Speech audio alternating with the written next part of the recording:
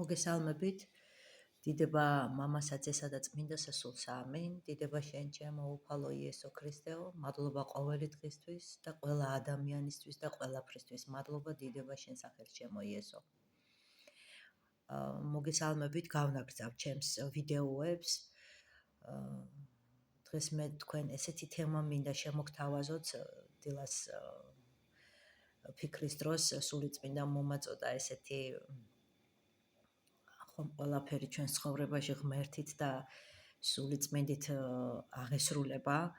ყველაფერი, რაც ჩვენს თავზე ხდება, ეს ყველაფერი არის ღმერთით და ჩვენი მასწავლებელი სულიწმინდით, რომელიც ჩვენთან ერთად არის სანუგეშოთ. ეს არის მადლი უფლისა და მადლობა იესოს ამ ყველაფრისთვის.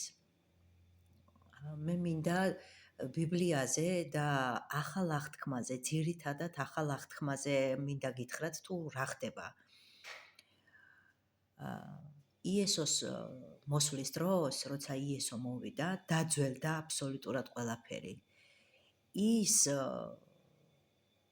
რაც იყო მოსეს რჯულით დაწერილი, ანუ მოსეს რჯულს, რასაც ეძახიან, რაც მოსემ რჯულით მოიტანა, არის დაძველებული.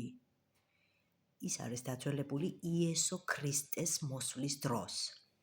მოვიდა იესო, რომ აღსრულებულიყო რჯული.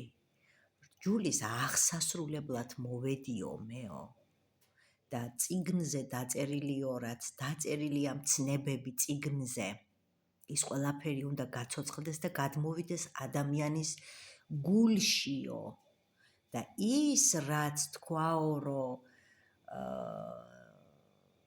მოვედი რომ აღსრულდეს, ესე იგიო დაძველდეს და დაიწყო ადამიანებისთვის ახალი აღთქმა იესო ქრისტე, მისი ცხოვრება, მისი ქადაგება, მისი სასწაულები, მისი ჯვარცმა და გაცოცხლება. იესო ქრისტე 3 დღის მერე გაცოცხლდა და ეს არის მართალი. და ვინცაც ამისის წამს და სჯერავს, რომ უფალი იესო ქრისტე გაცოცხლდა და იესო ქრისტესის წამს და სჯერავს, ის იესოსთან ერთად ცოცხალია და ესე იგი ყველაფერი, რაც კი ძველი იყო, დაძველდა და გადმოვიდა ახალი ცხოვრებით იესო უფალ ღმერთთან, ჩვენთან ერთად, ჩვენსა ერთად. ამიტომ იკითხეთ ახალი აღთქმა. ძველ ტიკებშიო ვერ ჩაესხმევაო ახალიო, რადგანო შეიძლებაო დახეთქოსო ტიკებიო და ღვინოც დაიქცესო. ეს არ არის ნათქვამი უბრალოდ. ეს ის არის, რომ ყველაფერი ძველი დაძველდა და იესო ქრისტემ გაახლა. ახალია. ამიტომ იკითხეთ ახალი აღთქმა. არავინ იკრძალავს ძველი აღთქმის წაკითხვას. ძველი უნდა წაიკითხო, მაგრამ იხემძღვანელოთ ახალით. ძველს აკერებელსო ახალსო არ დააკერებენო, რადგანო მოძრებაო ახალი რომ დააკეროთო, ძველიც დაიგლიჯება და ახალიცო. ეს ყველაფერი უფლიდან მოსული არის, რადგან ახალი აღთქმა იკითხოთ, იყვეთ უფალ იესო ქრისტეში და ერწმუნოთ მის სიცოცხლეს, რომ ეზიაროთ სიცოცხლეს და არა სიკვდილს. ძველი აღთქმა უკვე აღარ არის.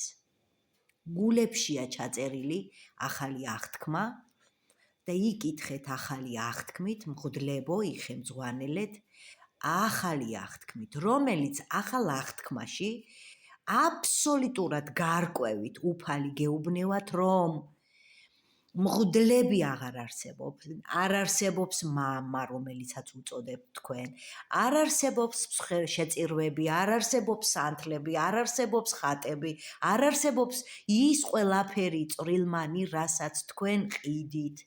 ეგ ყველაფერი არ არსებობს. განულა უფლის ჯვარცმამ. მე გირჩევთ მღვდლებს, სანამ ჯერ კიდევ დრო გაქვთ იმისა, რომ ჩამოეხსნათ ამ ცოდვას, გამოხვიდეთ მაგ კედლებიდან და ხართ კერპთაყვანისმცემლები და რა გინდათ თქვათ, რომ ეკლესიაში კედლებშია ღმერთი და სხვაგან არსად? ღმერთი ყველგან არის, ყველაფერშია და ცოცხალია. ამიტომ ჩამოეხსენით მღვდლებო კერპთაყვანისმცემლობას, იკითხეთ და იხემძღვანელეთ ახალი აღთქმით, იესო ქრისტეს აღთქმით. მე არ ვიძახი, რომ ძველი არ არის. ძველი დაძველდა, გადმოვიდა ახალში და ახალი უფალი იესო ქრისტე იწამეთ თქვენ, რაც გააკეთა. და თავი დაანებეთ იმ მსხვერპლ შეწირვებს, იმ ჭამასმებს, იმ რიტუალებს, რომლითაც ანგრევთ ადამიანის რწმენას. რწმენა ეკლესიის გარეთ არის ღმერთი და არა მაგ ქვებში. სწორად მინდათ გამიგოთ, რასაც ვიძახი მე. ეკლესიაში, კედლებში არ არის ღმერთი. ღმერთი არის ყველგან და ყველაფერში. დიდება იესოს სახელს, დიდება მამასა, ძესა და წმინდასა სულსა. იესო რომ ჯვართ ეცვა, დაგვიტოვა სული წმიდა. რომელი მღვდლებიც ხართ სულიწმიდით მავალი, იცით რაც უნდა აკეთოთ, რადგან თქვენ უკვე აღარა ხართ იმ მღვდლებში, რომლებმაც ჯვარზე გააკრეს იესო და არ არიან ძველად დარჩენილები. ახალში ხართ.